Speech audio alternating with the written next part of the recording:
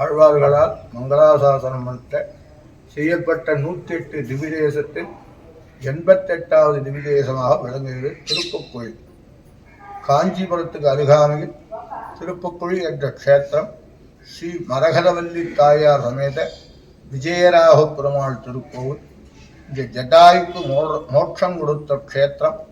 பெருமாள் விஜயராகவன் திருநாமம். ஸ்ரீதேவி பூதேவியோட சேவசாதிக்கிறார்.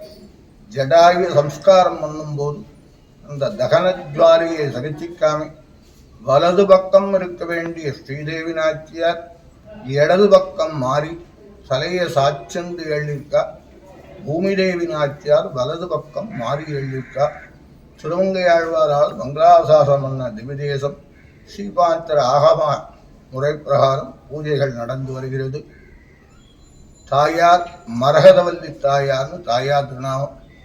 என்ற புத்தர சந்தானம் இல்லாத பெண்கள் பிரதி அமாவாசை என்று புஷ்கரணையில் நீராடி கோவில் மடப்பள்ளியில் வறுத்து கொடுக்கும் பயரை மடியில் கட்டிக்கொண்டு ஒரு நாள் அமாவாசை என்று உபவாசம் இருந்து மறுநாள் காலையில் புஷ்கரணையில் ஸ்நானம் செய்து கோவிலில் கோலமிட்டு அந்த கோலத்தில் பயரை கொட்டி பார்ப்பார்கள்.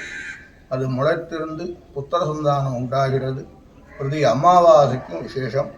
தாயார் திருநாமம் வருத்த பயர் முளைக்க வைக்கும் மரகதவல்லி தாயார் தாயார் திருநாமம். மற்றபடி எல்லா உற்சவங்களும் நடக்கிறது. பிரதி மாதம் அமாவாசை இந்த திருக்கோவில் ரொம்ப விசேஷம். இங்கே யாதவ் பிரகாசத்தை ராமானுஜர் முதல் வித்யாபியாசம் பண்ண இடம். 88வது திவ்யம்.